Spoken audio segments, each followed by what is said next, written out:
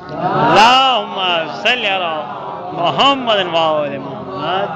یہ رسالت میں آپ کے اخلاقی کمال کی وہ صنعت ہے کہ جس سے بڑھ کر دنیا کی کوئی چیز نہیں ہوتی.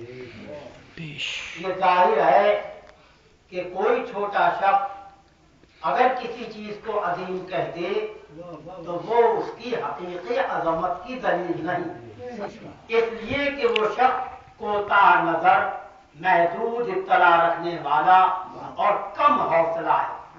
وہ ہر ذرا سی چیز کو بہت بڑا سمجھ سکتا ہے، لیکن خدائے بزرگ و برتر کہ جسے آپ نماز میں کتنی ہی مرتبہ اور اذان میں 6 مرتبہ اللہ اکبر پڑھتے ہیں، یعنی وہ بزرگ و برتر ہے.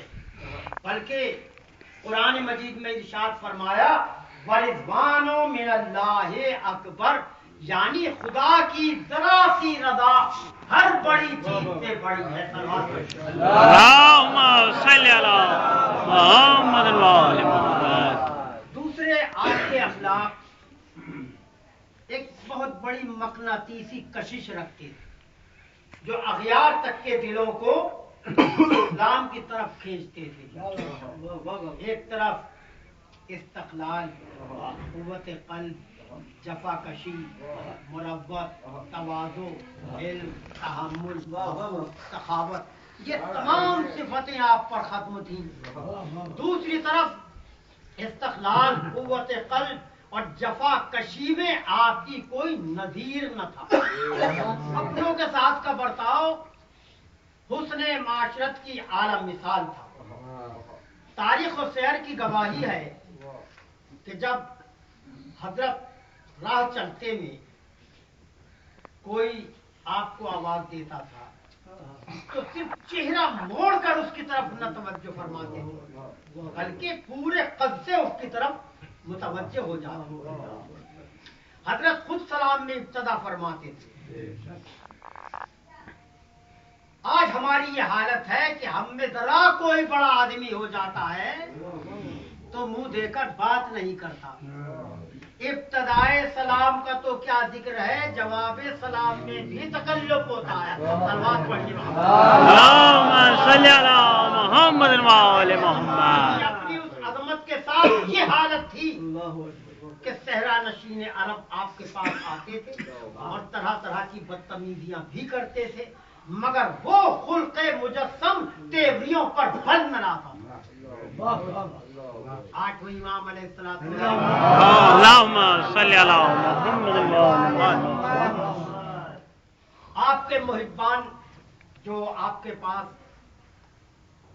بیک وقت حاضر ہوتے تھے وہ کہنے لگے مولا اور آقا ایک شخص وہ فلاں شخص جو ہے وہ آپ کو بہت برا کہتا ہے، مولا بہت ہی برا کہتا ہے اور ہم تو برداشت کرتے کرتے اب تنگ آ گئے، لہذا آپ ہمیں اجازت دیجئے کہ اب وہ اگر برائی کرے تو ہم پھر اس کو اس کا بدلہ دکھلائیں، اسے مزہ چکھائیں. امام نے فرمایا کہ یہ بتاؤ کہ وہ کہاں رہتا ہے. ان لوگوں نے کہا مولا وہ فلاں مقام پر رہتا ہے اور فلاں مقام پر اس کی کھیتی ہے، کھیتی کرتا ہے، کھیت میں وہ کھیتی بھی کرتا ہے. چنانچہ مولا نے فرمایا کہ اچھا ہم جا کر اس سے بات کر لیں گے، آپ مطمئن رہیے، آپ لوگ مطمئن رہیے، ہم جا کر اس سے بات کریں گے. چنانچہ آپ نے فوراً گھوڑا طلب فرمایا، اس پر سوار ہوئے اور اس شخص کے کھیت میں پہنچے. اس شخص کے کھیت میں پہنچ کر دیکھا کہ وہ شخص موجود ہے. آپ نے اپنے گھوڑے کو کھیت کے اندر دوڑانا شروع کر دیا اور وہ شخص دیکھتا رہا اور اندر ہی اندر بھونتا رہا، تھوکتا رہا، تلستا رہا. لیکن مولا ہیں کہ چاروں طرف اپنے گھوڑے کو دوڑا رہے ہیں. جب دیکھا کھیت پامال ہو گیا، آپ نے اپنے گھوڑے کو روکا، اس کے بعد وہ شخص قریب آیا، آپ نے تو میرے تمام کھیت کو پامال کر دیا، آپ نے تمام کھیت میں گھوڑا دوڑا دیا۔ آپ نے ارشاد فرمایا کہ بھائی یہ بتا کہ تیری اس کھیتی میں کتنی لاگت آئی تھی؟ اس نے کہا حضور اتنی لاگت آئی تھی۔ اچھا، اور اب یہ بتا کہ یہ کھیتی جب تیار ہو جاتی تو تجھے کتنا فائدہ پہنچتا؟ اتنا فائدہ پہنچتا۔ چنانچہ آپ نے اپنی جیب مبارک سے ایک اشرفیوں کی تھیلی نکالی اور اس شخص کو پیش کر دی، لے بھائی تیری کھیتی پامال ہوئی، لہذا یہ جو تیرا خرچ ہوا ہے وہ لے، اور اب امید رکھ کہ جب تیری کھیتی کامیاب ہو جائے گی، پک جائے گی، اور جب یہ کٹے گی اس وقت جتنا تیرا نقصان ہو وہ ہم سے بتانا، ہم تیرا نقصان پورا کر دیں گے۔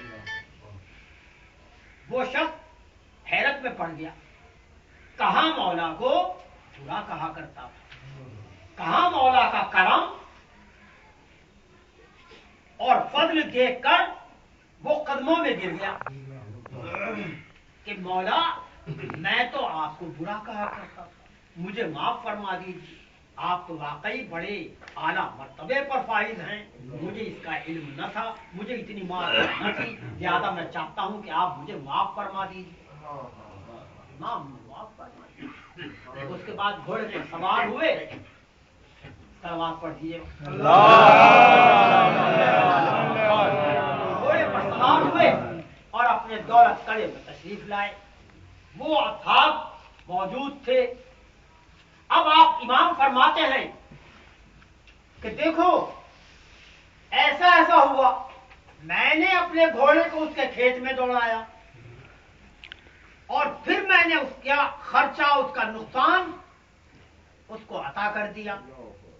اب بتاؤ تمہارا ارادہ صحیح رہتا یا میرا یہ عمل صحیح رہا؟ یہ تھا اخلاق محمدی، یہ ہے جو آل رسول میں بھی اخلاق محمدی ہے۔ لہذا ہم جب ان کے ماننے والے ہیں، ہم ان سے محبت کرتے ہیں، ہم ان کے شیدائی کہلاتے ہیں، ہم ان کے محب کہلاتے ہیں، تو ہمارے اندر بھی یہی جذبہ کار فرما ہو، ہم کسی سے بدلہ لینے پر آمادہ نہ ہوں، بلکہ انہی کے نقش قدم پر چلیں، اور جب ہم اپنے گھر سے چلیں تو لوگ یہ سمجھیں کہ یہ محب اہل بیت جا رہا ہے، یہ شیعہ جا رہا ہے۔ ہمارا عمل، ہمارا کردار، ہماری رفتار، ہماری چال ڈھال، ہمارا انداز چلنے کا ایسا ہونا چاہیے کہ دشمن بھی دیکھ کر یہ سمجھے کہ یہ محبان اہل بیت علیہ الصلوۃ والسلام، اللہم صلی علی محمد، جا رہے ہیں۔ تلوار پڑھیے، اللہم صلی علی محمد۔ حضرت کی مساوات پسندی کا یہ عالم تھا کہ آپ مرض الموت میں منبر پر تشریف لے گئے اور آپ نے تمام اصحاب کو مخاطب کر کے ارشاد فرمایا، ایھا الناس، تم میں سے جس کسی شخص کی کوئی امانت ہو وہ اپنی امانت مجھ سے لے، اور جس کسی شخص کا کوئی قصاص مجھ پر چاہتا ہو وہ اپنا قصاص بھی لے۔ چنانچہ رسالت مآب صلی اللہ علیہ وآلہ وسلم، اللہم صلی علی محمد وآل محمد، اس کلام مبارک کو سن کر سب لوگ خاموش رہے، لیکن بس ایک شخص کھڑا ہو گیا اور کہنے لگا کہ یا رسول اللہ، جب آپ ناقے پر سوار تشریف لے جا رہے تھے، میں آپ کے ناقے کے قریب سے گزر رہا تھا اور اس حالت میں گزر رہا تھا جبکہ آپ ناقے کو تازیانہ لگا رہے تھے۔ وہ تازیانہ ناقے پر نہیں پڑا بلکہ وہ تازیانہ مجھ پر پڑ گیا اور میں اس کا قصاص چاہتا ہوں۔ یہ سننا تھا جناب رسالت مآب صلی اللہ علیہ وآلہ وسلم. اللهم صل على محمد وآل محمد. بلال کو بلایا اور فرمایا بلال جاؤ ہمارا قادیان ممشوق لے. بلال گئے اور اصحاب میں بے چینی پیدا ہو گئی کہ بھلا اس حالت بیماری میں رسول تھے. اللهم صل على محمد وآل محمد. اس حالت بیماری میں رسول تھے، یہ شخص کیسے قصاص ہوا؟ لیکن وہ لوگوں کے سمجھانے پر بھی نہ مانا. بہرحال تازیانہ آیا، رسالت باپ نے وہ تازیانہ لیا اور اس شخص کے ہاتھ میں دیا اور فرمایا لے بھائی اپنا قصاص لے. اس نے تازیانہ لیا اور تازیانہ لینے کے بعد کہتا ہے یا رسول اللہ، جب آپ نے میرے جسم پر تازیانہ لگایا تھا تو اس وقت میرے جسم پر پیرہن نہ تھا، آپ نے میرے برہنہ جسم پر تازیانہ لگایا.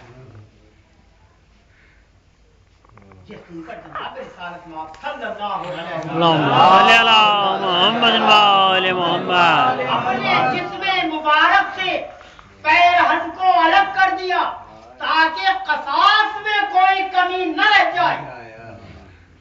جسم مبارک کا کھلنا تھا کہ اس شخص نے پڑھ کر مہر نبوت کے بوسے لینا شروع کر دیے اور کہنے لگا کہ اب میری کیا مجال کہ میں اس جسم مبارک سے تازیانے کو مف کروں. یہ جسم مبارک، اس جسم مبارک سے میں تازیانے کو مف کروں؟ مجھے تو مہر نبوت کا بوسہ لینا تھا، اس لیے میں نے بوسہ لے لیا اور اپنے مقصود کو پہنچ گیا. صلوات پڑھیے. اللهم صل على محمد وآل محمد. لیکن ارباب عذاب کون سمجھائے کربلا.